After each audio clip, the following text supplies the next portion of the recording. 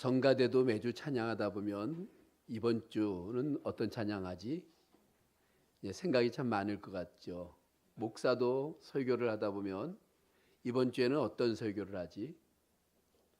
보통 이제 많은 사람들이 매일매일 고민하는 것 중에 하나가 오늘 뭘 먹지? 뭘 먹지? 그러니까는 식사를 준비하는 사람들은 뭘 준비해야 되지? 직장인들이나 이렇게 밖에 나와 있는 사람들은 수많은 음식점 중에서 뭘 먹지? 이 선택이라고 하는 것이 늘 눈앞에 있죠. 며칠 전에 진눈깨비가 내리는 점심, 우리 교육자들과 같이 오늘은 순댓국 먹기로 이렇게 정하고 나섰는데 이제 비와 눈이 섞여 내리더라고요. 그래서 손을 이렇게 올려봤더니만 이제 별로 이렇게 많이 내릴 것 같지 않아서 우산 갖고 가지 말고 그냥 가자. 중간쯤 갔는데 좀 더 많이 내리더라고요. 이거 어떻게 하냐? 돌아가야 되나? 또 우산 가지러 가야 되나? 그냥 앞으로 돌진. 그래서 식사를 하고 나왔는데도 역시 내리더라고요.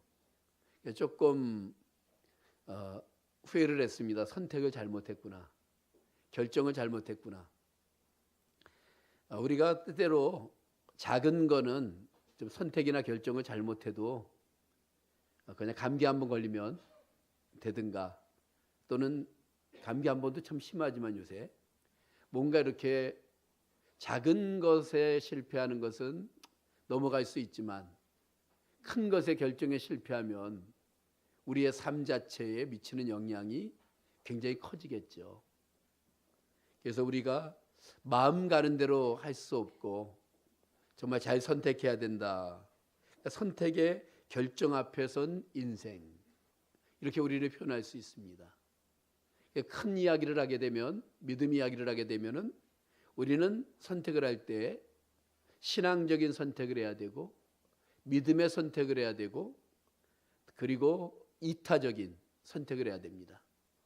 신앙적인 선택이라는 것은 하나님의 말씀에 어긋나지 않은가, 그리고 믿음의 선택이라는 것은 하나님의 영광을 나타낼 수 있는가, 이타적인 선택이라는 것은 나만을 위한 것이 아니라 이것은 하나님 또는 교회 또는 다른 사람, 모든 사람에게 유익된 그런 선택인가, 이런 마음을 갖고 어떤 일을 선택할 필요가 있습니다. 그런데 인생 최고의 선택은 예수 그리스도를 믿기로 작정하는 거죠. 그게 인생 최고의 선택입니다.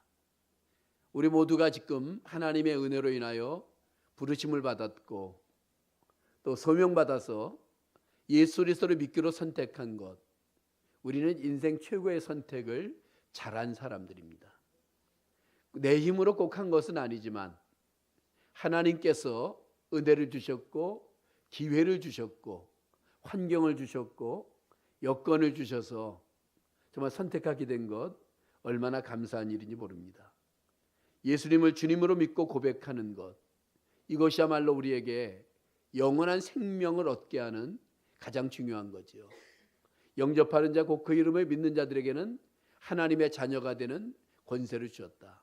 하나님의 자녀가 되고 내 말을 듣고 또 나보내신 이를 믿는 자는 영생을 얻었고 심판에 이르지 아니하니 사망에서 생명을 얻었다.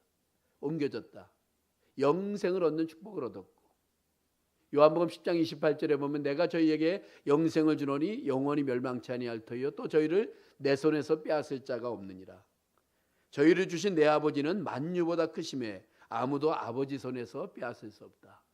한 번 선택되어진 만유보다 크신 하나님의 손에서 벗어날 수 없는 귀한 선택을 우리는 하나님이 택하셨고 또 우리가 선택한 그 은혜 속에 삽니다.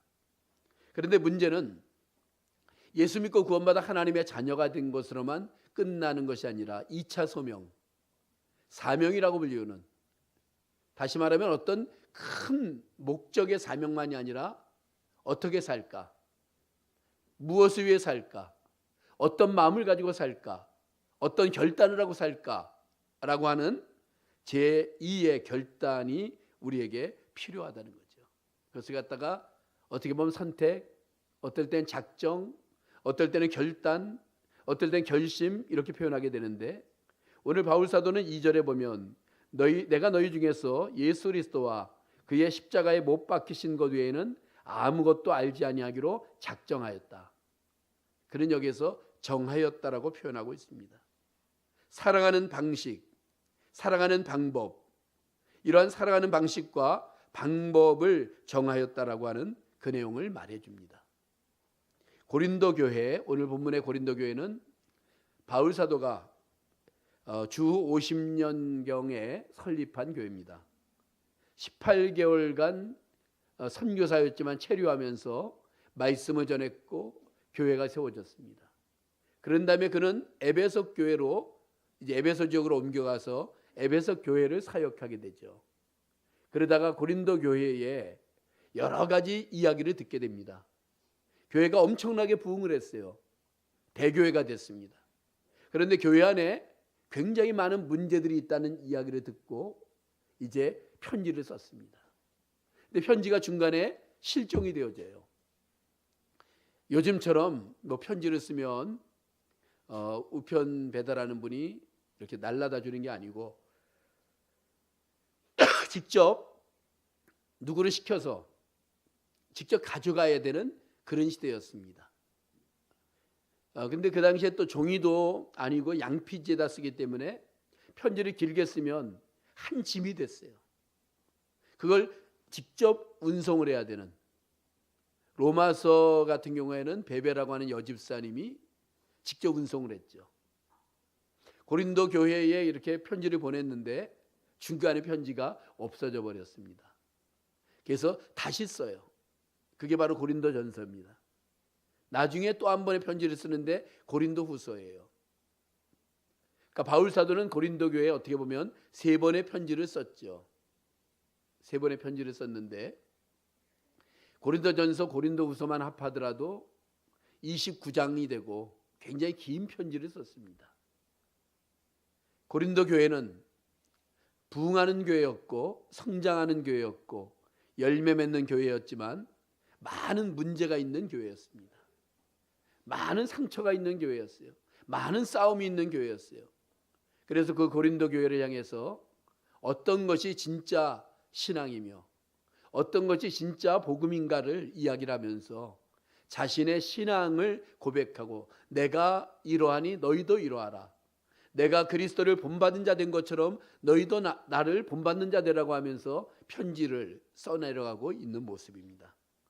바울 사도의 이 결정은, 이 작정했다라고 하는 이 표현은 오늘 우리들 또한 신앙생활을 하는 데 있어서 작정해야 될 그러한 내용들입니다. 3가지를 오늘 여러분과 함께 나누려고 합니다. 그 첫 번째는 자신의 지혜를 믿거나 자신의 지혜를 의지하지 않고 때때로 자신의 지혜를 포기하겠다는 겁니다. 오늘 본문 1절에 보면 말과 지혜의 아름다운 것으로 아니하였다. 말과 지혜는 아름다운 것입니다. 중요한 것이죠. 세상에서도 말 한마디 잘하면 뭐 천냥빚을 갚는다는 것처럼 말의 중요성을 강조하기도 하죠. 얼마나 말이 중요합니까? 그리고 지혜가 중요하죠. 삶을 사는데 아주 필요한 것들입니다. 이것 또한 하나님이 주신 것들입니다. 사도행전 7장 22절에 보면 스데반 집사님의 설교 가운데 모세 이야기를 할 때 이렇게 말하죠. 모세는 애굽의 학술과 학문을 다 배워 말과 지혜에 능한 사람이었다. 그가 40세가 될 때까지 많은 것들을 배운 다음에 말로 모세를 이길 사람이 없었고, 어떤 행사, 어떤 일을 처리하는 데 있어서 모세가 가면 다 처리할 수 있었던 그런 사람이었다는 겁니다. 그런데 그가 40세에 자기 동족이 어려움을 당하는 것을 보고 자신의 말과 자신의 행동에 어떤 지혜를 발휘했다가 실패를 하죠. 큰 실패를 하게 되고 미디안 광야로 도망자가 되어버립니다. 인간의 지혜는 아름답지만 잘못하면 꾀로 나타나죠. 흔히 사람들 중에 꾀돌이라고 부르는 게 있죠. 꾀돌이. 꾀가 많다는 뜻인데 꾀돌이라고 하는 것은 잔꾀라고 하는 단어예요. 그러니까 그 좋은 것을 이야기하는 의미는 아니죠. 묘수, 계략, 요령 이런 것들을 이야기하는데 총명과는 좀 다른 의미를 갖고 있는 것이 바로 꾀라는 단어죠. 바울 사도가 누구입니까? 그는 어렸을 때부터 최고의 학문이었던 율법을 배운 사람이었어요. 우리는 율법하면 너무 이렇게 딱딱하고 무겁고 이렇게만 생각하는데 그게 아니죠. 구약 성경을 배웠다는 거예요. 구약 성경에는 해석한 탈무드나 미슈나나 이런 것을 보게 되면 거기에는 법만 있는 것이 아니라 삶의 지혜를 담고 있는 내용들이 많아요. 어떻게 살까? 무엇을 위해 살까? 이게 바로 구약 율법에 많이 나타납니다. 그걸 어렸을 때부터 철저하게 삶으로 몸으로 익혔던 사람이 바로 바울 사도입니다. 그런데 그는 그렇게 익혔음에도 불구하고 예수 그리스도를 만난 다음에 그것을 버리겠다고 이야기합니다. 심지어는 빌립보서 3장에 보면 해로 여기고 배설물처럼 여기겠다라고 그렇게 말하는 내용들을 보게 돼요. 왜 그랬을까? 사도 바울이 깨달았던 것이 그거 같아요. 인간은 별 수 없다. 별 수 없는 인간. 우리 모든 인간들은 별 수 없다는 거예요. 목사나 성도나 우리 모두가 우리를 비하하는 것 같지만 인간은 별 수 없어요. 건강이 있는 사람들은 건강을 과시하거나 의지하고 돈이 있거나 물질이 있는 사람들은 돈이나 물질을 의지하고 지식이 있는 사람들은 지식을 의지하고 명예나 권세가 있는 사람들은 그것을 자랑하고 가끔 드물게 안 하는 사람들이 있지만 대부분의 인생들이 그럴 수밖에 없는, 그러니까 육적인 교만만이 아니라 영적인 교만, 이 모든 것들이 우리 인생에게 존재하는 정말 별 수 없는 인간의 모습이 바로 우리들의 모습입니다. 그래서 그는 자신을 깨달은 거죠. 예수를 만난 다음에, 그리스도를 만난 다음에 자신을 깨닫고 나의 어떤 지혜와 나의 많은 것들을 포기하겠다. 아무든지 나를 따라오려거든 날마다 자기를 부인하고 자기 십자가를 지고 나를 따르라고 하는 주님의 말씀처럼 자신을 부인하는, 자아를 해고하는 그런 일을 하겠다라고 결심하는 거죠. 왜 그랬을까? 그는 이렇게 표현합니다. 복음의 능력이 나타남에 나의 지혜가 방해거리가 됐다. 그렇게 표현합니다. 사도행전 17장 16절 이하에 보면 아데네에서의 바울의 설교가 나옵니다. 사도행전에는 바울의 설교와 변론 이런 것이 여러 편 나와요. 그 중에 가장 명설교를 꼽는다면 아데네에서의 설교입니다. 문장 화려하고 내용 멋지고 굉장히 좋은 아주 멋진 설교 한 편이 아데네에 들어있어요. 그런데 그 아데네에서의 설교는 어떻게 보면 실패했죠. 바울 사도가 그 당시에 정말 하나님의 성령이 역사하던 그 시대에 한 번 설교에 많은 사람들이 변화되는 놀라운 일들이 나타날 그때 아데네에서만 소수의 사람만 구원을 얻게 했던, 정말 바울 사도로서는 처참한 실패를 했던, 근데 그 설교 내용을 분석해 보면 바로 논리적이며 이성적이며 철학적이며 사람의 지혜를 담은 그런 설교였다는 것을 바울이 깨달았던 거죠. 복음의 능력은 사람의 지혜로만 나타나는 것이 아니라는 겁니다. 제가 며칠 전에 갑자기 깨달아진 게 있었어요. 그러니까 목사로서의 삶을 살다 보면 갖고 있는 간증거리, 자랑거리 이런 것들이 있지 않겠습니까? 제가 오래전에 그 말씀 드린 적이 있고 기억하는 분들도 있겠지만, 제가 군대를 1976년에서 78년까지 3년 동안 공군에 있었는데, 이등병 때 사람마다 붙들고 지나가는 사람 다 붙들고 부대 안에서 10분만 시간을 주시면, 마치 10원만 이렇게 들으면 안 됩니다. 10분만 시간을 주시면 가장 놀라운 이야기를 해주겠다고. 근데 제가 머리가 좋지 않아서 그런지 한 번 붙은 게 아니라 이 사람은 어떤 사람 몇 번씩 붙잡히는 거죠. 근데 저한테 3번 붙잡혔던 장군이 하나 있어요. 근데 그분은 3번 다 들어줬어요. 제 이야기를. 근데 어느 날 3번째 붙잡혔을 때 제 이야기를 들은 다음에 하는 얘기가 예수 그리스도가 누구인가에 대해서 1시간 강의하고 1시간 질의응답 받고 할 수 있겠냐? 있습니다. 그랬더니만 며칠 날 어디로 오라고. 그분이 이제 공군 의무감이었어요. 그러니까 공군에서 제일 높은 의사였는데, 장군이었는데, 그래서 대방동 그 뒤에 보면 항공의학연구원이라고 세미나가 있어서 한 200~300명의 공군 장교들, 그 군의관들이 다 모였는데 1시간 동안 설교하고 1시간 동안 질의응답을 했어요. 결과는 잘 모릅니다. 근데 늘 마음에 이등병 때 했던 그것이 하나의 자랑스럽고 감사했고 그랬는데, 무슨 깨달음이 생겼냐면요, 이등병인 제가 대단한 게 아니라 이등병을 세웠던 그 장로님이 대단하구나. 그걸 깨닫게 됐어요. 장로님이셨거든요. 나중에 자신의 정체를 밝히더라고요. 그분이 대단한 거죠. 자신이 자신이 해야 될 시간 같았어요. 그랬는데 그것을 저한테 시간을 주면서 복음을 전하게 했던 그분이 대단한 거구나. 복음의 능력은 사람의 지혜나 사람의 계급이나 사람의 어떤 것으로 나타나는 것이 아니라는 것을 바울이 깨닫고, 이 지혜, 인간의 지혜로 살지 않고, 여기 표현되고 있지는 않지만 하나님의 지혜로 살겠다라고 결심하는 것. 그게 바로 첫 번째 내용이죠. 두 번째 내용을 보게 되면 바울 사도는 2절에 보면 이렇게 말합니다. 내가 너희 중에서 예수 그리스도와 그의 십자가에 못 박히신 것 외에는 아무것도 알지 아니하기로 작정하였다. 두 번째 내용이 뭐냐 하면은 십자가만 의지하기로, 예수 그리스도의 십자가만 의지하기로 결심했다는 거예요. 예수 그리스도와 못 박히신 십자가만 의지하기로 결심했다라고 하는 그거죠.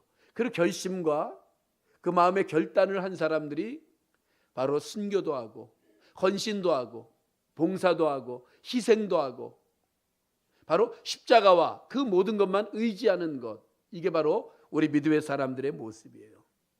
그러니까 신앙이라고 하는 것은 때때로 눈물 나고 힘들고 아프고 괴롭고 하면서도 그 십자가를 붙들고 십자가와 함께 가는 길이 바로 때때로 복음의 길이라는 거죠. 십자가만 알기로 결정했다. 그러니까 믿는 방식에 있어서 어떤 사람들은 예수를 믿으면서 두려움에서 해방되기 위해서, 예수를 믿음으로 말미암아 어떤 복을 받기 위해서, 예수를 믿음으로 말미암아 습관적인 어떤 것이 아니라 십자가의 의미, 십자가의 도에 대한 그 내용들을 깨달았던 거죠. 자기 십자가의 의미, 십자가가 우리 앞에 보여져야 됩니다. 십자가가 우리에게 감사함의 마음으로 다가와야 되고, 십자가가 우리의 중심에 정말 살아있어야 된다는 거죠. 어떤 교회가 아름답게 교회를 만들고 강대상 뒤쪽에 그 스테인글라스 식으로 해갖고 이렇게 그 생유리 있죠, 만들었는데 십자가에 못 박히신 예수님의 모습을 이렇게 해놨어요. 근데 그 교회 담임 목사님이 키도 크고 체격도 크고, 그래서 쓰게 되면 그게 아무도 보이질 않았습니다. 근데 어느 날 이제 어떤 헌신 예배였던 것 같아요. 키가 아주 작은 목사님이 오셨어요. 그 목사님이 강단에 딱 쓰니까 그게 보이기 시작했어요. 어린아이 하나가, 아이들이 참 솔직하잖아요. 아이 하나가 이렇게 말합니다. 목사님이 안 보이니 예수님이 보이네. 저는 그 어떤 목사님의 글인데 그걸 보면서 잘 깨달은 게 있었어요. 바로 우리에게 보여야 될 분은 예수 그리스도, 그의 십자가, 그게 우리에게 보여줘야 돼요. 우리의 중앙에, 우리의 중심에, 우리의 마음에 바로 예수 그리스도와 그의 십자가가 보여져야 된다. 십자가. 이 갈라디아서 2장 20절에서도 바울 사도가 그렇게 말하죠. 내가 그리스도와 함께 십자가에 못 박혔나니 그런즉 이제는 내가 산 것이 아니라 내 안에 그리스도께서 사신 것이라. 내가 육체 가운데 사는 것은 나를 사랑하사 나를 위하여 자기 몸을 버리신 하나님의 아들을 믿는 믿음 안에서 사는 것이다. 그러니까 십자가, 내가 십자가에 못 박혔고 십자가에서 내가 죽었고 십자가로 인하여서 나의 삶에 변화가 있었다고 하는 바로 십자가. 바울 사도는 십자가에 대한 이야기를 하면서 고린도전서 1장 앞부분에 보면 이런 내용이 나옵니다. 예수 그리스도의 십자가로 하나님의 지혜가 나타났다. 사람들은 하나님의 지혜가 어떻게 나타났느냐 했을 때 하나님의 지혜는 십자가였어요. 하나님의 방법도 십자가였어요. 하나님이 우리 인생을 살리는 하나님의 지혜와 방법이 바로 십자가였다. 그 십자가를 대하는 사람들의 태도를 이야기하면서 유대인들은 십자가를 잘못 이해했다. 그래서 꺼리껴 했어요. 십자가라고 이야기하면 로마의 형벌이었어요. 갈릴리에서 수많은 사람들이 2~3천 명 되는 사람들이 십자가에 달려 죽은 사건 직후에 예수님이 십자가를 이야기했어요. 그리고 십자가를 진다는 것은 유약하고 보잘것없는 것이라고 생각했어요. 바로 우리가 기다리는 메시아는 강하고 힘있고 능력있고 권세있고 이런 메시아라고 생각을 했어요. 그래서 유대인들은 십자가를 꺼리끼는 것으로 생각했어요. 헬라인들은 십자가를 비웃었어요. 지혜만 강조하는 인간의 눈으로 보니 십자가에서 지혜를 발견할 수 없었어요. 십자가에 무슨 지혜가 있단 말이냐? 십자가에 무슨 능력이 있단 말이냐? 사람의 생각과 사람의 지혜로는 십자가를 이해할 수 없고 십자가가 가슴에 와닿질 않았죠. 비웃었어요. 유대인들은 십자가를 꺼리꼈고 헬라인은 비웃었지만 우리는 십자가의 능력과 십자가의 지혜를 믿는다고 1장 21절에서 말합니다. 구원을 시간 관점에서 설명한다면 십자가는 죄의 형벌에서 구원했고 십자가는 죄의 권세에서 구원하고 있고 십자가는 죄의 세력에서 완전히 구원하실 거라고 하는 십자가의 의미를 바울 사도는 말하고 있어요.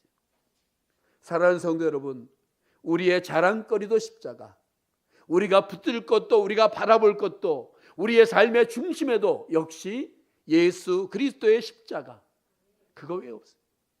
십자가가 나의 자랑거리가 되고 십자가가 나의 생명이 되고 십자가가 나의 바라보는 그 일들이 되어지는 것, 그게 바로 결단해야 될 성도들의 삶이에요. 바울 사도는 바로 이 십자가만 자랑하기로, 십자가만 붙들기로, 십자가만 나의 모든 것의 우선순위로 되기로 작정하고 결심했다라고 표현하고 있는 겁니다. 세 번째로 그는 이렇게 이야기합니다. 성령의 능력만 의지하겠다. 4절에 보면 내 말과 내 전도함이 설득적 있는 지혜의 말로 하지 아니하고 다만 성령의 나타나심과 능력으로 하여 너희 믿음에 사람이 지혜 있지 아니하고 다만 하나님의 능력에 있게 하려 하였노라. 바울은 이렇게 말합니다. 내가 설교하는데 성령의 나타나심, 이것을 내가 원한다. 그런 아덴에서의 실패 이후에 많은 깨달음이 생겼던 것 같아요. 사람의 말과 사람의 지혜로 설교하는 것이 아니라 하나님의 능력이 나타나야 된다는 것. 바울이 설교할 때 하나님이 성령으로 바울의 설교를 이용하셔서 듣는 자들의 마음과 생각과 삶을 변화시키기를 원하는 바울의 마음을 지금 이야기해 주고 있어요. 이것이 바울의 설교론이며 목회관입니다. 바울이 한다 이게 아니라 성령께서 함께 하시고 성령이 주장하셔야 된다. 바로 이것입니다. 바울이 그 생각을 했어요. 우리는 이런 얘기를 알고 이런 말씀을 알고 있죠. 하나님의 나라는 말에 있지 아니고 능력에 있다. 이 능력이 무엇입니까? 복음의 능력이에요. 하나님의 나라가 바로 복음의 능력. 성령께서 역사하실 때 복음의 능력이 나타나서 예수 믿고 구원받게 하는, 하나님의 자녀가 되게 하는, 하나님의 사람으로 살게 하는, 변화되어 하나님의 능력 가운데 살게 하는 그 능력이 바로 하나님의 나라에 있는 거예요. 그러니까 우리는 이 능력을 기적이나 체험이나 보이는 것이나 신비한 것이나 이쪽으로만 해석하지 말고, 그것도 있지만 그것이 주가 아니라 주는 바로 생명이에요. 주는 바로 복음이에요. 바로 생명과 복음의 역사가 사람의 마음에, 사람의 삶에 나타나게 되는 것. 바로 그것이 바로 복음의 능력, 성령의 능력이에요. 영혼이 변화되는 것, 하나님의 자녀로서 변화되는 것, 하나님의 자녀답게 살겠다고 결단하는 것. 예수를 모르던 사람이 예수를 알고 만나고, 예수를 아는 사람들이 헌신과 충성과 봉사의 삶으로 변화되고, 자기만을 알던 사람이 이제 이타적으로 다른 사람을 위해서도 삶의 모습을 갖고 살게 하는 것. 이것이 바로 성령의 능력이에요. 그러니까 기적만이 아니라, 표적만이 아니라 그것을 통해 영혼 구원의 능력이 나타나야 된다는 것이죠. 사랑하는 성도 여러분, 바울이 고린도 교회에 세 가지를 이야기한 거예요. 세 가지 결단을 이야기했습니다. 앞에 말씀드린 것처럼 우리가 예수 믿고 하나님의 자녀가 된 것, 하나님의 은혜이기도 하지만, 또 우리가 영접, 예수를 믿기로 결심하는 어떤 우리의 어떤 것도 있어요. 이제는 우리의 어떤 의지를 가지고 다시 한번 작정하고 결심해야 되는데, 바로 참 그리스도인의 모습, 참 그리스도인의 모습. 저는 오래전에 잘 모르는 사람들 이야기입니다. 제가 버스를 타고 가는데 학생 때였어요. 20대 학생 때. 어떤 분이 이제 차에 타고 전도지를 나눠줍니다. 지금 생각해 보니까 한 60대 신사 같아요. 이렇게 전도합니다. 예수 믿으면 나처럼 됩니다. 예수 믿으면 나처럼 됩니다. 그러면서 전도지를 나눠줘요. 근데 저는 그분의 인상, 그분의 표정 잊을 수가 없어요. 너무 어떻게 보면 자신만만하고 또 멋진 어떤 모습으로 그 전도하는, 꼭 그렇게 해야 되는가 싶은 생각도 들었지만, 예수 믿으면 나처럼 됩니다. 근데 늘 그 생각이 들어요. 예수 믿으면 나처럼 된다, 이런 말을 할 수 있을까? 사람들은 예수 믿으면 나처럼 된다라는 표현을 잘 됐다, 부자가 됐다, 성공했다, 승리했다, 이렇게 오해하면 안 되고요. 예수 믿으면 나처럼 행복해집니다. 바로 그 표현이겠죠. 예수 믿으면 나처럼 행복해집니다. 그 표현일 거예요. 자신의 지혜를 믿지 않고 하나님의 지혜를 따르겠다. 예수 그리스도와 그의 십자가만 붙들고 자랑하며 살겠다. 성령의 능력만 신뢰하며 살겠다. 바울의 작정. 오늘 우리도 이런 마음을 갖고 살기로 작정하는 그 시간들, 그 마음 되시기를 주의 이름으로 축복합니다.